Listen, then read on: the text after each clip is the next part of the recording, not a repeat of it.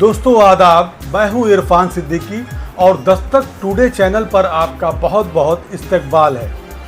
دوستو ہماری خاص پیشکش سرکار کی باتیں یعنی کہ سرکار صلی اللہ علیہ وسلم کی باتیں کی پہلی قسط آپ نے دیکھی اور امید کرتے ہیں کہ یہ آپ کو قسط بہت پسند آئی ہوگی، اور آج ہم سرکار کی باتیں کی دوسری قسط لے کر حاضر ہوئے ہیں۔ دوستو بغیر دیر کیے آئیے آپ کو ہم سرکار کی باتیں کی دوسری قسط کے پروگرام کی طرف لے چلتے ہیں اور آپ دیکھیے سرکار کی باتیں۔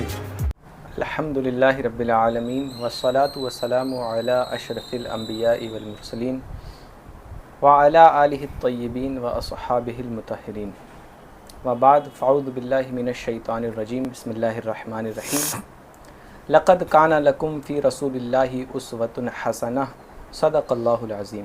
دوستوں، دستک ٹوڈے کی پیشکش سرکار صلی اللہ تعالی علیہ وآلہ وسلم کی باتیں کے تحت اس کی پہلی کڑی میں اب تک ہم لوگوں نے نبی پاک صلی اللہ تعالی علیہ وسلم کی سیرت طیبہ، صحابہ اکرام و اہل بیت اطہار رضی اللہ تعالیٰ عنہ کے بارے میں علماء اکرام سے جانا ہے۔ آئیے اس سلسلے کی دوسری کڑی آپ کے سامنے پیش کرتے ہیں اور سیرت طیبہ، اسلامی عقائد اور نبی پاک صلی اللہ تعالی علیہ وسلم کے کردار و اخلاق کے بارے میں علماء اکرام سے کچھ باتیں کرتے ہیں۔ اب میں آپ سے گزارش کرتا ہوں کہ حمد باری تعالیٰ اور نعت پاک کے چند اشعار سامعین کے سماعتوں کے حوالے کریں۔ حمد باری تعالیٰ کے 2-3 شعر میں پیش کرتا ہوں۔ درد دل کر مجھے عطا یا رب، درد دل کر مجھے عطا یا رب، دے میرے درد کی دوا یا رب، لاج رکھ لے گناہ گاروں کی، لاج رکھ لے گناہ گاروں کی، نام غفار ہے تیرا یا رب، نام غفار ہے تیرا یا رب، اور تو نے میرے ذلیل ہاتھوں میں، تو نے میرے ذلیل ہاتھوں میں دامن مصطفیٰ دیا یا رب، دامن مصطفیٰ دیا یا رب، اور تو حسن کو اٹھا حسن کر کے،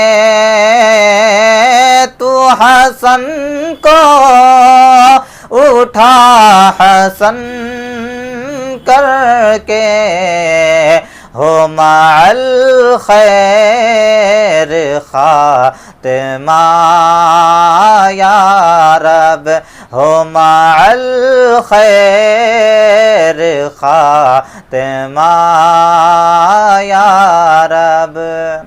اب نعت پاک کے 2-3 شعر کلام اعلیٰ حضرت کے پیش کرتا ہوں۔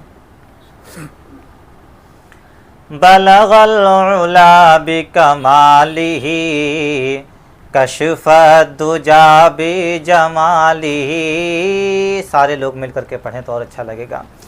بلغ العلا بکمالہ، کشف الدجا بجمالہ، حسنت جمیع خصالہ، صلو علیہ وآلہ، وہ کمال حسن حضور ہے کہ گمان نقص جہاں نہیں، وہ کمال حسن حضور ہے، کہ گمان نقص جہاں نہیں، یہی پھول خار سے دور ہے، یہی پھول خار سے دور ہے، یہی شمع ہے کہ دھواں نہیں، بلغ العلا بکمالہ، کشف الدجا بجمالہ، حسنت جمیع خصالہ، صلو علیہ وآلہ۔ اور بخدا خدا کا یہی ہے در، بخدا خدا کا یہی ہے در، نہیں اور کوئی مفر مقر، بخدا خدا کا یہی ہے در، نہیں اور کوئی مفر مقر، جو وہاں سے ہو یہیں آ کے ہو، جو وہاں سے ہو یہیں آ کے ہو، جو یہاں نہیں تو وہاں نہیں، بلغ العلا بکمالہ، کشف الدجا بجمالہ، حسنت جمیع خصالہ، صلو علیہ وآلہ۔ کروں تیرے نام پہ جاں فدا، نہ بس ایک جاں دو جہاں فدا، کروں تیرے نام پہ جاں فدا، نہ بس ایک جاں دو جہاں فدا، دو جہاں سے بھی نہیں جی بھرا، دو جہاں سے بھی نہیں جی بھرا، کروں کیا کروڑوں جہاں نہیں، دو جہاں سے بھی نہیں جی بھرا، کروں کیا کروڑوں جہاں نہیں، اور کروں مدح اہل دول رضا، پڑ اس بلا میں میری بلا، کروں مدح اہل دول رضا، پڑ اس بلا میں میری بلا، میں گدا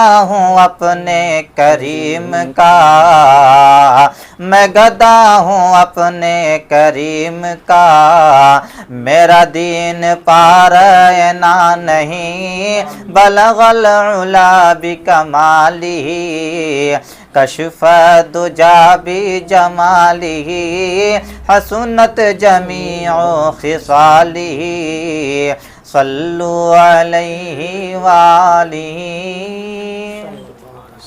سبحان اللہ، ماشاءاللہ۔ ناظرین کرام، آپ نے حمد باری تعالیٰ اور نعت پاک سماعت فرمائی۔ ابھی ہمارے اسٹوڈیو میں موجود ہوئے ہیں حضرت مولانا محمد احمد نظامی صاحب۔ حضرت ہم آپ کا بہت استقبال کرتے ہیں۔ شکریہ۔ خطیب و امام غوثیہ جامع مسجد چھوٹے قاضی پور۔ حضرت ہم آپ سے یہ سوال کرتے ہیں کہ نبی پاک صلی اللہ تعالیٰ علیہ وسلم کے بارے میں کیا عقیدہ ہمیں رکھنا چاہیے، کیا اسلام ہمیں اس کے بارے میں درس دیتا ہے؟ نحمدہ و نصلی علی رسولہ الکریم، اما بعد، فاعوذ باللہ من الشیطان الرجیم، بسم اللہ الرحمن الرحیم۔ لقد کان لکم فی رسول اللہ اسوۃ حسنہ، صدق اللہ العظیم۔ تمام تعریف اللہ وحدہ لا شریک کے لیے ہے۔ قاری انس صاحب، آپ نے بڑا اچھا سوال ہم سے کیا کہ سرکار دو عالم صلی اللہ تعالیٰ علیہ وآلہ وسلم کے لیے ہمارا کیا عقیدہ ہونا چاہیے۔ تو سرکار دو عالم صلی اللہ تعالیٰ علیہ وآلہ وسلم کے تعلق سے ہمارا وہی عقیدہ ہونا چاہیے جو قرآن و احادیث میں بیان ہے، اس سے ہٹ کر ہمیں کوئی بھی عقیدہ نہیں بنانا چاہیے۔ عقیدے کے تعلق سے سب سے پہلا عقیدہ ہمارا یہ ہے کہ حضور تاجدار مدینہ صلی اللہ تعالیٰ علیہ وآلہ وسلم اللہ کی جانب سے آئے ہوئے ہیں اور اللہ کے رسول ہیں، اللہ کے بھیجے ہوئے پیغمبر ہیں، جیسا کہ قرآن پاک میں اللہ تبارک تعالیٰ نے فرمایا قد جاءکم من اللہ نور۔ تو ہمارا عقیدہ نمبر ایک کہ مصطفیٰ جان رحمت صلی اللہ علیہ وسلم کی تخلیق اللہ تبارک و تعالیٰ نے نور سے فرمائی ہے۔ قرآن پاک سے دوسرا عقیدہ سرکار کے تعلق سے ہمیں ملتا ہے، اللہ تبارک و تعالیٰ ارشاد فرماتا ہے قرآن پاک میں، یا ایھا النبی انا ارسلناک شاہدا ومبشرا ونذیرا وداعیا الی اللہ باذنہ وسراجا منیرا۔ اللہ تبارک و تعالیٰ قرآن پاک میں فرماتا ہے کہ اے غیب کی خبریں دینے والے۔ دوسرا عقیدہ بنا کہ ہمارے نبی صلی اللہ علیہ وسلم غیب داں ہیں۔ या अय्युहन नबी इन्ना अर्सलनाका शाहिद, ए महबूब हमने आपको हाजिर व नाजिर बनाकर भेजा। तीसरा अकीदा हमारा सरकार के ताल्लुक से ये होना चाहिए कि हमारे नबी सल्लल्लाहु अलैहि वसल्लम हाजिर व नाजिर हैं। और चौथा अकीदा सरकार के ताल्लुक से हमारा ये होना चाहिए मुबश्शिरा, यानी हमें जन्नत की बशारत देने वाले, अल्लाह की रज़ा की बशारत देने वाले और कल मैदान महशर में हमारे कामयाबी की बशारत देने वाले बनकर हुजूर ताजदार मदीना सल्लल्लाहु अलैहि वसल्लम तशरीफ़ लाए। तो हमारा अगला अकीदा कि वो मुबश्शिर भी हैं। और फिर उसके अगला अकीदा अल्लाह तबारक तआला ने खुद ही कुरान में बयान फरमाया कि नज़ीरा, ये तुम्हें मेरे अजाब से, जहन्नम की सख्ती से, कब्र के अजाब से तुम्हें डराने के लिए आए हैं। तो लिहाजा हमारे नबी सल्लल्लाहु अलैहि वसल्लम नज़ीर भी बनकर आए हैं। हज़रत यहाँ पे एक बात कहना चाहूँगा कि गैबदा लफ्ज़ जो आपने इस्तेमाल किया उसकी वजाहत फरमा दें, इससे मुराद क्या है? बिल्कुल वजाहत हो जाएगी। आपने सवाल किया कि नबी के ताल्लुक से हमारा अकीदा क्या है, तो सारी बातें कुरान से चल रही हैं। सरकार दो आलम सल्लल्लाहु ताला अलैहि वसल्लम के ताल्लुक से जितनी भी अरबी इबारतें कुरान पाक में मौजूद है, या सरकार ने अपने ताल्लुक से जितनी अहादीस मुबारका में बातें पेश की हैं, वो सब अरबी में हैं, जिनका उर्दू में ट्रांसलेशन होता है। तो जो नबी का लफ्ज़ है, जब इसको डिक्शनरी में यानी लुगत में देखने की कोशिश करेंगे तो आपको पता चलेगा कि नबी के माने ही होते हैं छुपी हुई बातों का बताने वाला, और जो छुपी बातों को बताता है उसी को कहते हैं, गैब के माने होते हैं छुपी हुई, तो जो छुपी हुई बातों को बताता है उसी को कहते हैं गैबदां। जाहिर सी बात है, बताने के लिए जानना ज़रूरी है, तो हमारे नबी सल्लल्लाहु अलैहि वसल्लम उन बातों को जानते हैं। अब इसकी थोड़ी सी वजाहत मैं कर दूं। आला हज़रत फाजिल बरेलवी रज़ी अल्लाह ताला अन्हु ने एक अक़ीदा अपने दीवान हदायक़ बख्शिश हमें दिया है, मैं उसके ताल्लुक़ से बस 2-3 जुमले में, कि सबसे बड़ा गैब हमारे लिए है क्या। तो जब सारी चीज़ों को हम देखते हुए चले जाएं और इल्म के समंदर में उतरें, तो सबसे बड़ा गैब हमारे लिए अल्लाह तबारक व तआला है। मुअज़्ज़ज़ अंबिया किराम भी हुए, आदम से लेकर ईसा तक तमाम अंबिया किराम को बेशुमार मोजज़ात इनायत किए गए, और हज़रत ईसा अलैहिस्सलाम को गैब का भी इल्म इनायत किया गया था।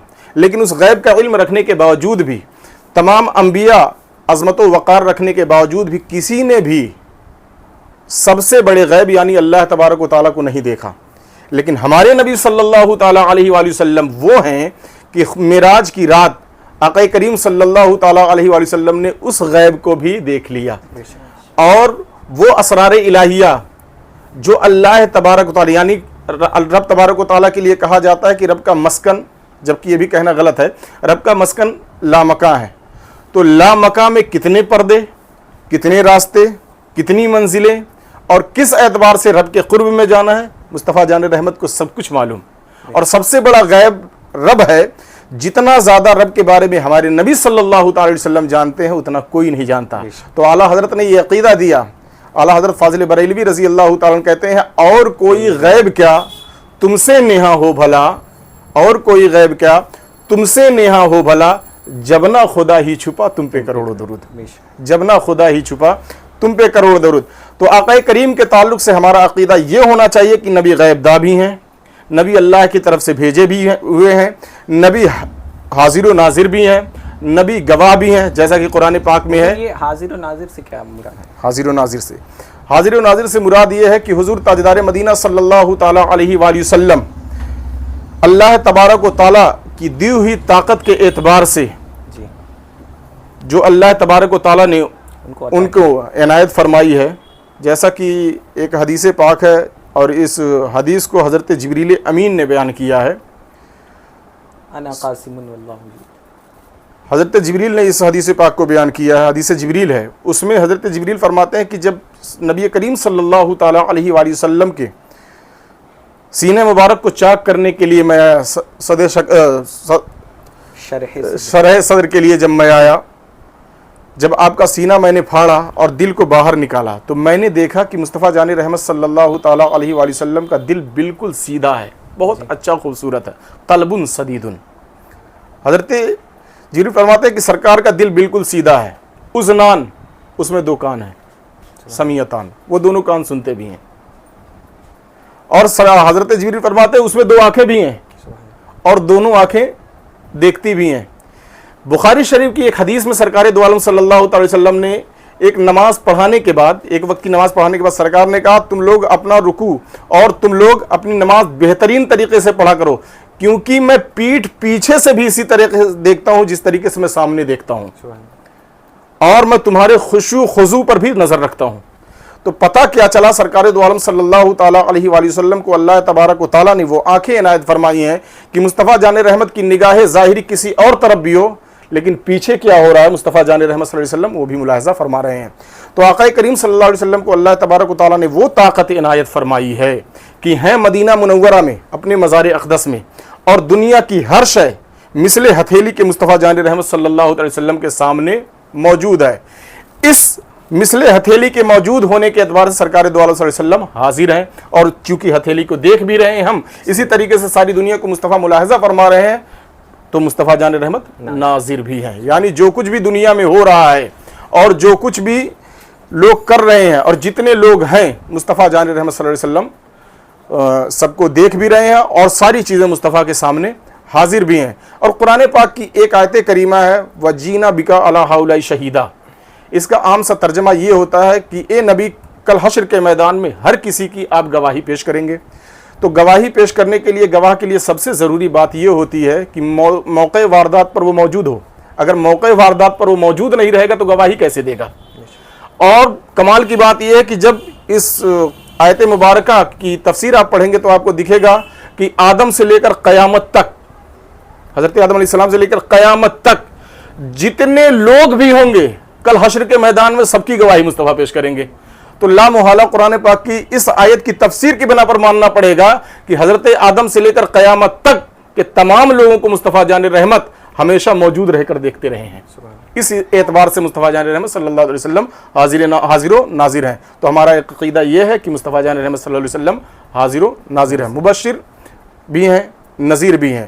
اور بہت ساری آیت کریمہ یہ بھی بتاتی ہیں ہمیں کہ سرکار دو عالم صلی اللہ تعالیٰ علیہ وآلہ وسلم مختار بھی ہیں، یعنی اللہ تبارک و تعالیٰ نے آپ کو اختیار بھی عنایت فرمایا ہے کہ آپ جو چاہیں جیسا چاہیں کر سکتے ہیں۔ ابھی میں کل ایک پروگرام میں تھا تو بہت ہی بڑی شخصیت آئی ہوئی تھی جلسے میں، تو انہوں نے ایک جملہ کہا مجھے بڑا پسند آیا۔ انہوں نے یہ جملہ کہا کہ حضرت ابراہیم خلیل ہیں اور حضور تاجدار مدینہ صلی اللہ علیہ وسلم حبیب ہیں۔ خلیل اور حبیب میں فرق یہ ہوتا ہے کہ خلیل کو رب کی مرضی سے کرنا ہوتا ہے، رب جو چاہتا ہے خلیل وہ کرتا ہے، لیکن جو حبیب ہوتا ہے اس کی مرضی کے مطابق رب کیا کرتا ہے، وہ جو چاہتا ہے رب تبارک و تعالیٰ اس کو کیا کرتا ہے۔ یہ محبوبیت کی وجہ سے ہے، کوئی ڈیمانڈڈ نہیں ہے، کوئی زبردستی نہیں ہے، لیکن اللہ تبارک و تعالیٰ نے حضور تاجدار مدینہ صلی اللہ تعالیٰ علیہ وآلہ وسلم کو اپنا حبیب بنایا ہے، تو مصطفیٰ جان رحمت صلی اللہ تعالیٰ علیہ وآلہ وسلم کو اللہ تبارک و تعالیٰ نے یہ پاور دیا کہ یہ نبی جو کچھ تم چاہو گے تمہارے چاہنے کے اعتبار سے کر دیا جائے گا۔ اتنا اختیار مصطفیٰ جان رحمت صلی اللہ علیہ وسلم کو ہے۔ مصطفیٰ نے جب چاہا چاند کو پھاڑ دیا، مصطفیٰ نے جب چاہا سورج کو واپس نکال دیا، مصطفیٰ نے جب چاہا بیت المقدس سے قبلہ کعبے کو بنا دیا، مصطفیٰ جان رحمت صلی اللہ علیہ وسلم نے چاہا تو علی کی دکھتی ہوئی آنکھوں کو ٹھیک کر دیا، مصطفیٰ جان رحمت صلی اللہ علیہ وسلم نے چاہا تو ایک مریض کو آنے واحد میں مصطفیٰ جان رحمت صلی اللہ علیہ وسلم نے شفا دے دی۔ ایک صحابی کی جنگ میں آنکھ نکل گئی، مصطفیٰ نے چاہا بغیر کسی دوا کے مصطفیٰ نے ان کی آنکھ ٹھیک کر دی۔ ایک صحابی رسول کی پیڈلی ٹوٹ گئی، سرکار کی بارگاہ میں پہنچے، مصطفیٰ نے چاہا فوراً ان کو درست کر دیا۔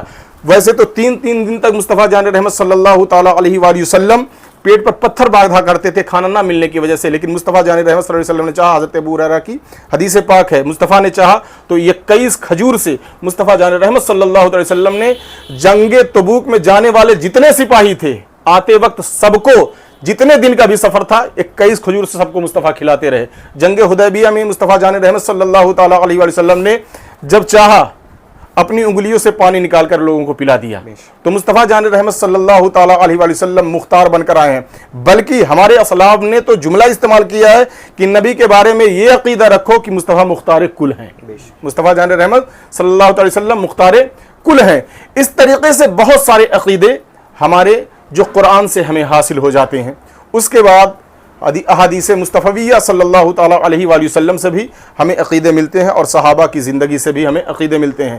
ایک آخری بات میں کہہ دینا چاہتا ہوں کہ سب سے بڑھ کر جس چیز کو ہم امتیوں کو ماننا ہے وہ یہ بات بہت بڑی میں کہنے جا رہا ہوں، اور یہ بات میں نے امام غزالی سے لی ہے۔ امام غزالی سے لوگوں نے پوچھا کہ کوئی آدمی مرتے وقت اگر کہے لا الہ الا اللہ تو کیا وہ ایمان پر گیا؟ امام غزالی نے فرمایا کہ نہیں، اس کا خاتمہ ایمان پر نہیں ہوا۔ ہم گارنٹی پیش نہیں کر سکتے، اب میں نہیں جانتا کہ ایمان پر گیا نہیں، لیکن ہم گارنٹی پیش نہیں کر سکتے کہ وہ اس کا ایمان پر خاتمہ ہوا۔ لیکن اگر کوئی محمد الرسول اللہ کہتا ہوا چلا گیا، لا الہ الا اللہ اس نے نہیں کہا لیکن محمد الرسول اللہ کہتا چلا ہوا، تو میں لکھ کے دیتا ہوں کہ اس کا خاتمہ ایمان پر ہوا۔ تو امام غزالی سے پوچھا گیا کہ ایسا کیوں؟ کہا دیکھو ہمارے لیے توحید صرف الا اللہ نہیں ہے، جیسا کہ مسلم شریف میں ہے۔ امام مسلم فرماتے ہیں کہ صحابہ کرام نے پوچھا کہ یا رسول اللہ صلی اللہ علیہ وسلم، سرکار نے خود صحابہ سے پوچھا کہ یہ صحابہ اللہ کو ایک جان کر ایمان لانے کا کیا مطلب ہے؟ تو صحابہ نے کہا یا رسول اللہ آپ جانیں، آپ کا رب جانے۔ تو سرکار دو عالم صلی اللہ علیہ وسلم نے فرمایا کہ توحید کا مطلب یہ ہے کہ لا الہ الا اللہ کے ساتھ محمد الرسول اللہ بھی ہونا چاہیے، لا الہ الا اللہ کے ساتھ محمد الرسول اللہ بھی ہونا چاہیے۔ تو امام غزالی فرماتے ہیں دیکھو لا الہ الا اللہ ہمیں صاحب ایمان نہیں بنا رہا ہے جب تک محمد رسول اللہ اس کے ساتھ نہیں جڑ رہا ہے، اور محمد رسول اللہ میں یہ خاصیت ہے کہ اس میں ہم آقا کریم صلی اللہ تعالیٰ علیہ وآلہ وسلم سے بھی اپنی نسبت جوڑ لیتے ہیں، اور رسول اللہ اللہ کا رسول کہہ کر ہم اللہ سے بھی اپنی نسبت جوڑ لیتے ہیں، جبکہ لا الہ الا اللہ میں یہ چیز نہیں پائی جا رہی ہے۔ تو ہمارا سب سے بنیادی عقیدہ یہ ہونا چاہیے کہ ہم تب تک مومن نہیں ہو سکتے جب تک اپنا تن من دھن ساری چیزیں مصطفیٰ کو نہ دے دیں، کیونکہ مسلم شریف، بخاری شریف اور دیگر کتب کی بھی احادیث ہے کہ سرکار دو عالم صلی اللہ علیہ وسلم ارشاد فرماتے لا یؤمن احدکم حتی اکون احب الیہ من والدہ وولدہ والناس اجمعین۔ اس کا مفہوم یہ ہے کہ سرکار دو عالم صلی اللہ علیہ وسلم فرماتے ہیں تم میں کا کوئی بھی شخص اس وقت تک مومن کامل نہیں ہو سکتا، بلکہ ایک رسالہ تو میں نے پڑھا اس میں سیدھا جملہ رکھا ہوا ہے کہ مومن کامل چھوڑ دو، مومن کوئی اس وقت تک نہیں ہو سکتا جب تک اپنے ماں باپ، بچوں اور دنیا کے تمام لوگوں سے زیادہ مصطفیٰ سے محبت نہ کرنے لگے۔ تو لہٰذا ہمارا یہ عقیدہ ہونا چاہیے کہ مصطفیٰ جان رحمت صلی اللہ تعالیٰ علیہ وآلہ وسلم رب کی مخلوق میں، رب کی دی ہوئی چیزوں میں سب سے قیمتی ہمارے لیے ہیں۔ اگر وہ ہمارے ہیں تو سب کچھ ہمارا ہے، اگر وہ ہمارے نہیں تو کچھ بھی ہمارا نہیں ہے۔ حضرت یہ نبی پاک صلی اللہ تعالیٰ علیہ وسلم کے بارے میں یہ ختم نبوت کا جو عقیدہ ہے اسے مختصراً بیان فرمائیں ختم نبوت، کہ نبی پاک صلی اللہ علیہ وسلم کو آخری نبی ماننا کتنا اہم ہے۔ ختم نبوت صلی اللہ تعالیٰ علیہ وآلہ وسلم کے تعلق سے امام اعلیٰ حضرت فاضل بریلوی رضی اللہ تعالیٰ عنہ نے ختم النبوت کے نام سے ایک رسالہ ہی تحریر فرمایا ہے۔ تقریباً اعلیٰ حضرت فاضل بریلوی رضی اللہ تعالیٰ عنہ نے اس میں 129 یا کچھ آیتیں جمع فرمائی ہیں، جس سے یہ ثابت ہوتا ہے کہ نبی کریم صلی اللہ تعالیٰ علیہ وآلہ وسلم خاتم الانبیاء ہیں۔ لیکن ختم نبوت کے تعلق سے تو شریعت محمدیہ سے بہت سارے حوالہ جات پیش کیے جاتے ہیں۔ میں نے ایک روایت پڑھی ہے کہ حضرت عامر ابن شعبہ رضی اللہ تعالیٰ عنہ ان کے ایمان لانے کا واقعہ ختم نبوت کے لیے ایک بہت بڑی دلیل ہے۔ عامر ابن شعبہ رضی اللہ تعالیٰ عنہ کہتے ہیں کہ مصطفیٰ جان رحمت صلی اللہ تعالیٰ علیہ وآلہ وسلم جب مبعوث نہیں ہوئے تھے، یعنی نبوت کا اعلان نہیں کیا تھا، تو میرا دیگر قبائل میں جانا ہوتا تھا۔ تو حضرت عامر ابن شعبہ رضی اللہ تعالیٰ عنہ کہتے ہیں کہ اکثر ایسا ہوتا تھا کہ میں یہودیوں اور عیسائیوں کی مجلس میں شامل ہوتا تھا۔ آپ فرماتے ہیں کہ اتفاق کی بات ایک مرتبہ ایسا ہوا کہ میں بنی نظیر کے ایک مجلس میں گیا، عید میلاد النبی کا موقع چل رہا، مجلس پہ بھی اعتراض ہو رہا، تو اس کے لیے بھی جواب ہے یہ۔ ایک مجلس میں گیا، اس مجلس میں یہودی علماء ٹوٹل سب کچھ مصطفیٰ ہی کے بارے میں بیان کر رہے تھے، ایک بھی لفظ ادھر ادھر دوسرے کے بارے میں نہیں جا رہا تھا، سب کچھ مصطفیٰ جان رحمت صلی اللہ علیہ وسلم کے بارے میں بیان کر رہے تھے۔ تو عامر ابن شعبہ رضی اللہ عنہ کہتے ہیں میں نے دوران تقریر یہ سنا کہ نبوت انہی پر ختم ہے، اس کے بعد کوئی نبی نہیں ہے، وہی آخری نبی بن کر آ رہے ہیں۔ नबूवत का सिलसिला आदम से शुरू हुआ है और ईसा पर आकर रुका है, और ईसा के बाद हमारी किताबें और तमाम शरीयत ये बता रही है कि एक नबी और बचा हुआ है, और वो नबी मक्के में आने वाला है और वही आखिरी नबी होगा। तो आमिर बिन शुबा रज़ी अल्लाह अन्हु की ज़बान से निकला कि वही आखिरी नबी होगा। वो कहते हैं मैं बनी नुज़ैर से उठा तो दूसरे कबीले में पहुंचा, इत्तेफाक वहां भी मजलिस सजी हुई थी, और वहां भी पहुंचा तो मुझे ताज्जुब हुआ कि वहां भी किसी और का तस्करा नहीं हो रहा था, वहां भी मुस्तफ़ा जान रहमत का ही तस्करा हो रहा था कि मुस्तफ़ा जान रहमत सल्लल्लाहु अलैहि वसल्लम ऐसे होंगे, मोहर नबूवत उनकी वैसी होगी, उनका कद ऐसा होगा, दंदान मुबारक ऐसे होंगे, आंखें ऐसी होंगी, जुल्फ़ें ऐसी होंगी।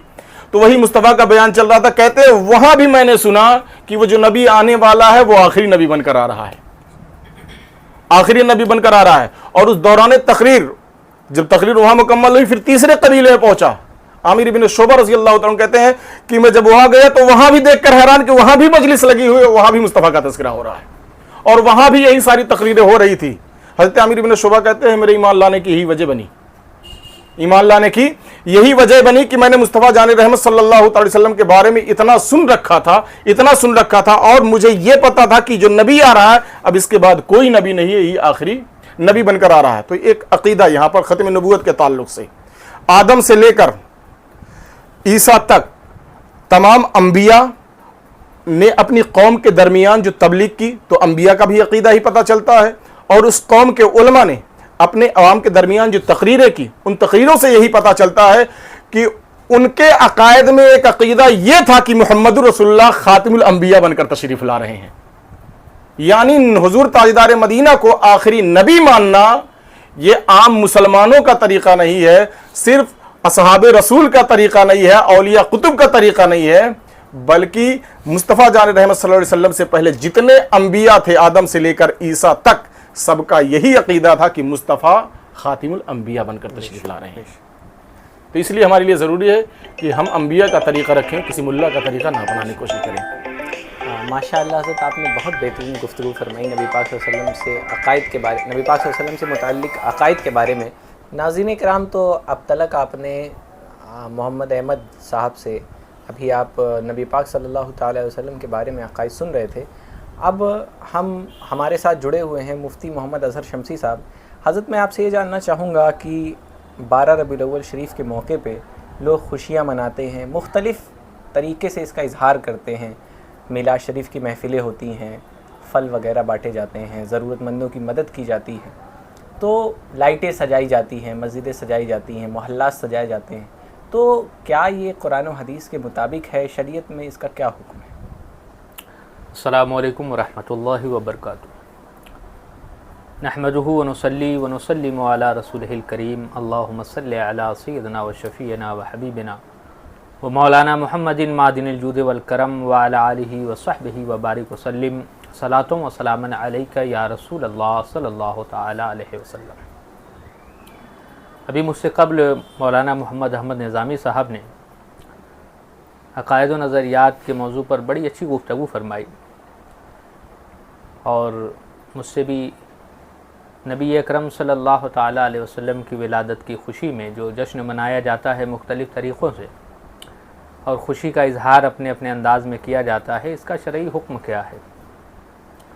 सबसे पहले कुरान मुक़द्दस की आयत में आपके सामने पेश करूँ। अल्लाह ताला इरशाद फरमाता है, कुल बिफ़ज़लिल्लाहि व बिरहमतिही फ़बिज़ालिका फ़लयफ़रहू। यानी ए महबूब, आप लोगों से कह दें कि अल्लाह के फ़ज़ल और उसकी रहमत पर ही खुशी का इजहार करें। लोगों को चाहिए कि उस पर खुशी का इजहार करें। तो यकीनन हमारे आका सल्लल्लाहु ताला अलैहि वसल्लम ये रहमतुल लिल आलमीन बनकर दुनिया में तशरीफ़ लाए, तो यकीनन आपकी आमद पर खुशी का इजहार करना ये अल्लाह का हुक्म है। और जब आप दुनिया में तशरीफ़ लाए तो चरिंदो परिंद, हैवानात, नबातात, जमादात, गर्ज़ की कायनात की तमाम चीज़ें खुशी का इजहार कर रही थी। फ़रिश्ते और जितनी भी अल्लाह की मखलूक हैं सब खुशी का इजहार कर रही थी। आला हज़रत अलैहि रहमत व रिज़वान ने फरमाया, निसार तेरी चहल पहल पे हज़ारों ईद रबीउल अव्वल सिवाए इबलीस के जहाँ में सभी तो खुशियाँ मना रहे हैं। तो एक बदबख्त इबलीस था जिसको जो है दुख था, तकलीफ़ थी, लेकिन कायनात की तमाम चीज़ें हुज़ूर पाक की आमद पर खुशी का इजहार कर रही थी। यकीनन हमें भी खुशी का इजहार करना चाहिए जब वो तारीख़ आए, और उस तारीख़ को मनाना चाहिए। نبی اکرم صلی اللہ تعالیٰ علیہ وسلم خود اپنی ولادت کی تاریخ کو مناتے تھے، اپنی ولادت کے دن کو مناتے تھے۔ حدیث پاک میں ہے کہ میرے آقا صلی اللہ علیہ وسلم سوموار کو روزہ رکھتے تھے۔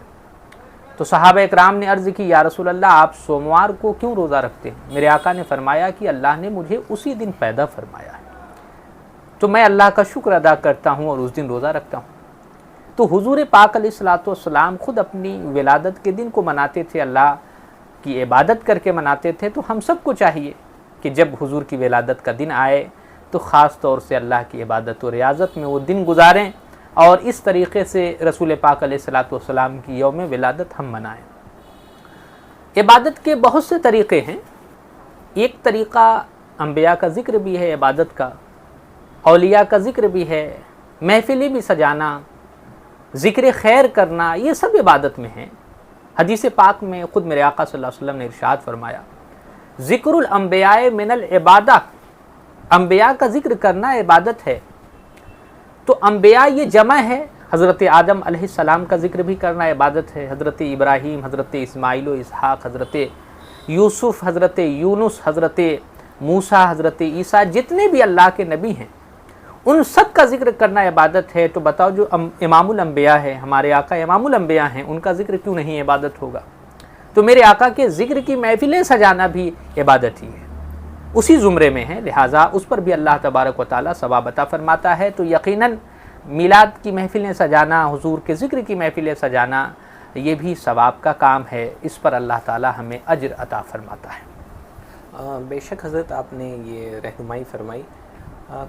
جو لوگ جلوس وغیرہ برآمد کرتے ہیں، جلوس وغیرہ نکالتے ہیں، تو ان کو کیا احتیاطیں کرنی چاہیے، اور ایک شرعی جلوس ہونا کیسا چاہیے؟ مسلمان اگر روڈ پہ نکل رہے ہیں نبی پاک صلی اللہ تعالیٰ علیہ وسلم کے نام لے کر، نبی پاک صلی اللہ علیہ وسلم کی ولادت کی خوشی میں، تو ان کا کردار اس دوران کیا ہونا چاہیے؟ ناظرین دیکھیے، عید میلاد النبی کے موقع پر ہر جگہ جلوس کا اہتمام ہوتا ہے، لیکن جلوس شرعی نقطہ نظر سے اس طرح ہونا چاہیے کہ جتنے لوگ جائیں اسلامک لباس میں جائیں، سر ڈھکے رہیں، باوضو رہیں، اور کوئی بھی ایسا کام جلوس کے درمیان نہ کریں جو غیر شرعی ہے۔ اب اس میں بہت سی چیزیں شامل ہو سکتی ہیں، مثلا جلوس کے دوران اپنا منہ صاف رکھیں، جلوس کے دوران ادھر ادھر گھومنے کے بجائے سر جھکا کر حضور پر درود پڑھتے ہوئے اپنی نگاہیں جھکا کر آگے بڑھیں۔ اسی طریقے سے سارے جلوس میں حضور پر درود و سلام پڑھا جائے، نعت شریف پڑھی جائے، اس طریقے سے اسلامک علم لے کر اپنے ہاتھ میں جلوس میں شامل ہویا جائے۔ تو یہ سارے طریقے جو اسلامک ہیں اس طریقے سے جلوس نکالنا چاہیے، اس میں ہڑدنگ نہ ہو، غیر شرعی امور نہ ہوں، ڈی جے وغیرہ جو اور چیزیں ہیں ان سب چیزوں سے جلوس کو پاک رکھا جائے، اور ایسے لوگ جو جلوس میں بد نظمی پھیلاتے ہیں ان سے بھی جلوس کو پاک رکھا جائے۔ جو انتظامیہ ہے اس بات کا ضرور خیال رکھے۔ تو شرعی جو تقاضے ہیں اس پر عمل کرتے ہوئے جلوس ہم نکالیں تو اس میں کوئی قباحت نہیں ہے، اور اس طرح کے جلوس نکالنا ہمارے بزرگوں کا طریقہ رہا ہے۔ ربیع الاول شریف پر حضور کی آمد کی خوشی میں یقیناً جلوس نکالنے میں کوئی شرعی قباحت نہیں ہے، جب تک کہ اس کو شرعی نقطہ نظر سے نکالا جائے۔ ہاں غیر شرعی امور ہیں تو یقیناً اس سے بچنا بہتر ہوگا، واللہ عالم بالصواب۔ بہت بہت شکریہ حضرت، آپ نے اس سوال کا جواب دیا۔ اب میں آپ سے یہ جاننا چاہوں گا کہ آج ہمارے معاشرے میں مدعی محبت بہت ہیں کہ ہم نبی پاک صلی اللہ علیہ وسلم سے محبت کرتے ہیں۔ آپ یہ ناظرین کو بتائیے کہ دعوی محبت کے علاوہ نبی پاک صلی اللہ تعالیٰ علیہ وسلم کے کردار اور اخلاق کو اپنانا کتنا ضروری ہے؟ جیسا کہ اللہ پاک نے قرآن مجید میں ارشاد فرمایا لَقَدْ كَانَ لَكُمْ فِي رَسُولِ اللَّهِ أُسْوَةٌ حَسَنَةٌ، کہ نبی پاک صلی اللہ تعالیٰ علیہ وسلم کی سیرت میں ہمارے لیے بہترین نمونہ ہے۔ تو یہ اللہ پاک نے ہمیں تنبیہ فرمائی، تو کتنا اہم ہے، کتنا مہم ہے، اور ہم کردار نبوت سے کتنا دور ہیں، یہ ان تمام باتوں پہ آپ روشنی ڈالیں۔ ناظرین دیکھیے، ابھی قاری محمد انس صاحب نے پروگرام کے شروع میں جو آیت کریمہ تلاوت کی لَقَدْ كَانَ لَكُمْ فِي رَسُولِ اللَّهِ أُسْوَةٌ حَسَنَةٌ، کہ نبی پاک علیہ الصلوۃ والسلام کی زندگی ہمارے لیے نمونۂ عمل ہے۔ ان کے اسوہ حسنہ کو جب تک ہم اختیار نہیں کریں گے، اس پر عمل نہیں کریں گے، تب تک ہماری زندگی بہترین اور شریعت کے دائرے میں نہیں گزر سکتی۔ رسول پاک علیہ الصلوۃ والسلام کی زندگی کے ایک ایک پہلو کو اپنے ذہن میں رکھنا اور اس پر عمل کرنا یہ ہم سب کے لیے ضروری ہے۔ رسول اکرم صلی اللہ تعالیٰ علیہ وسلم کی تعلیمات کیا تھی، رسول پاک علیہ الصلوۃ والسلام کے کردار کیا تھے، لوگوں سے ملنے کے طریقے کیا تھے، حضور کی بارگاہ میں کوئی شخص آتا تو اس سے حضور کس طرح گفتگو فرماتے تھے، کوئی ایسی چیزیں حضور کے پاس آتیں تو اس کو کس طریقے سے حل فرماتے، پھر اپنی ازواج مطہرات کے ساتھ کیسی زندگی حضور نے گزاری، اپنے جو ہے صحابہ اکرام رضوان اللہ علیہم اجمعین کے ساتھ حضور نے کیسی زندگی گزاری، یہاں تک کہ حضور نے کاروبار کس طریقے سے کیے۔ حضور پاک علیہ الصلوۃ والسلام کے پاس کوئی شخص آ جاتا تو ایسی صورت میں حضور اس سے کیسے پیش آتے، کوئی مشکل وقت آ جاتا تو اس وقت میں حضور پاک علیہ الصلوۃ والسلام کا کردار کیا ہوتا۔ اس طرح جو حضور پاک کی زندگی کے مختلف پہلو ہیں ان کو پڑھنا، اور ہمیں بھی حضور پاک صلی اللہ تعالیٰ علیہ وسلم کے اس اسوہ حسنہ جو ان موقعوں پر حضور پاک علیہ الصلوۃ والسلام نے ادا فرمائے ان کو بھی اپنی زندگی میں لانے کی ضرورت ہے۔ آج دیکھیے ہمارے پاس تھوڑی مشکلیں آ جاتی ہیں، پریشانیاں آ جاتی ہیں، تو ہم ایسی صورت میں پھر رسول پاک کی تعلیم جو ہے اس سے ہٹ کر اپنی طبیعت کے مطابق اپنی زندگی گزارنے لگتے ہیں، حالانکہ ایسا نہیں ہے۔ حضور پاک کی زندگی پر اگر غور کیا جائے، میں ایک واقعہ آپ کے سامنے پیش کرتا ہوں۔ ایک خاتون تھی مدینہ شریف کے اندر، اور بہت سے لوگوں کے پاس جب وہ جاتی یا راستے میں کوئی ان سے مل جاتا تو ان کا وقت وہ جو ہے کافی دیر تک لے لیتی، یعنی ان کے وقت کو برباد کر دیتی، اپنی باتوں میں انہیں الجھا دیتی، اور قریب آدھا گھنٹہ 1 گھنٹہ ان کا ایسے ہی برباد ہو جاتا۔ تو بہت سے لوگ اس خاتون سے کٹنے لگے، ان کی بات نہیں سنتے تھے۔ نبی پاک علیہ الصلوۃ والسلام اسی راستے سے گزرے تو اس خاتون نے روک لیا اور اپنی باتیں انہوں نے شروع کی۔ قریب 1 گھنٹے تک انہوں نے اپنی بات کہی حضور پاک علیہ الصلوۃ والسلام سے۔ حضور پاک خاموشی سے سنتے رہے۔ پھر اس کے بعد جب وہ خاتون چلی گئیں، اپنی بات انہوں نے مکمل کر لی، تو صحابہ اکرام رضوان اللہ علیہم اجمعین نے عرض کی یا رسول اللہ، اس خاتون کی بات کوئی نہیں سنتا ہے، یہ بے مطلب کی بات کرتی رہتی ہیں اور لوگوں کے وقت کو ضائع کرتی ہیں، اور آپ کا وقت اتنا قیمتی ہے لیکن پھر بھی جو ہے آپ اس کی بات 1 گھنٹے تک سنتے رہے۔ حضور پاک علیہ الصلوۃ والسلام نے فرمایا، حضور کا کردار دیکھیں، حضور پاک علیہ الصلوۃ والسلام کی تعلیم دیکھیں، صحابہ اکرام رضوان اللہ علیہم اجمعین کے اس سوال پر کیا حضور نے جواب دیا۔ میرے آقا فرماتے ہیں کہ میرے صحابہ، کوئی اس کی بات نہیں سنتا تو کیا اللہ کا نبی بھی اس کی بات نہ سنے؟ میرے آقا صلی اللہ تعالیٰ علیہ وسلم نے اس کی بات سنی، اس کی دلجوئی فرمائی۔ پھر اس کے بعد رسول پاک علیہ الصلوۃ والسلام اپنے گھر کی طرف روانہ ہوئے صحابہ کو لے کے۔ تو اس طریقے سے بہت سے ایسے موقع جہاں پر حضور پاک علیہ الصلوۃ والسلام کی تعلیمات کو اگر دیکھا جائے تو ایسی تعلیم کہ اگر بندہ مومن اس پر عمل کرنے لگے تو اس کی دنیا و آخرت بہتر ہو جائے۔ تو حضور پاک علیہ الصلوۃ والسلام کے کردار کے ہر گوشے پر نظر رکھنا اور اس کو عمل میں لانا یہ ہم سب کے لیے بہت ضروری ہے، اسی سے ہم دنیا میں کامیاب ہوں گے۔ آج ہم نے طریقہ رسول کو چھوڑ دیا ہے، اسوہ حسنہ کو چھوڑ دیا ہے، حضور کی تعلیمات کو چھوڑ دیا، تو دنیا میں آج ہم ذلیل و خوار ہو رہے ہیں۔ دنیا میں اگر ہمیں اپنی زندگی صحیح سے گزارنی ہے، حضور کے نقش قدم پہ گزارنی، تو یقیناً دنیا میں آج بھی ہم کامیاب رہیں گے۔ علامہ اقبال نے بہت پہلے کہا تھا کہ محمد سے وفا تو نے تو ہم تیرے ہیں، یہ جہاں چیز ہے کیا لوح و قلم تیرے ہیں، ہمیں کرنی ہے شہنشاہ بطحا کی رضا جوئی، وہ اپنے ہو گئے تو رحمت پروردگار اپنی۔ ماشاءاللہ مفتی صاحب، آپ نے بہت اچھی بات بتائی کہ نبی پاک صلی اللہ تعالیٰ علیہ وسلم کی پیروی کرنا یہ ہمارے لیے ضروری ہے، اور یہ اللہ پاک کا حکم ہے۔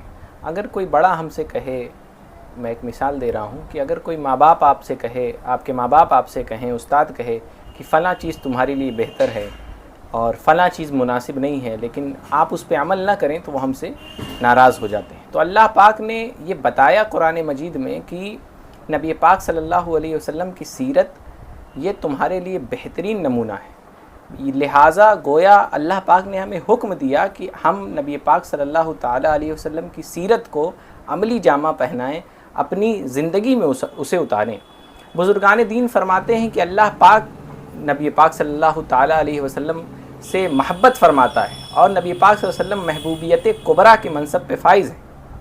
اللہ پاک نے اپنے نبی علیہ السلام کو اس دنیا میں ہماری رہنمائی کے لیے 70 حجابات ڈال کر بشری بشری لباس میں بھیجا، انسان بنا کر بھیجا تاکہ ہماری رہنمائی ہو سکے، تو ہمارے اوپر بھی یہ ایک فرض ہے، اور بلکہ فرض اعظم ہے تمام انسانوں پر کہ وہ نبی پاک صلی اللہ تعالیٰ علیہ وسلم کی پیروی کریں، ان کی سیرت کے بارے میں جانیں۔ مفتی صاحب فرما رہے تھے کہ ان کے کردار پہ ہمیں عمل کرنا چاہیے، تو یہ خیال ذہن میں آ رہا تھا کہ عمل کرنے کے لیے علم کا ہونا اشد ضروری ہے۔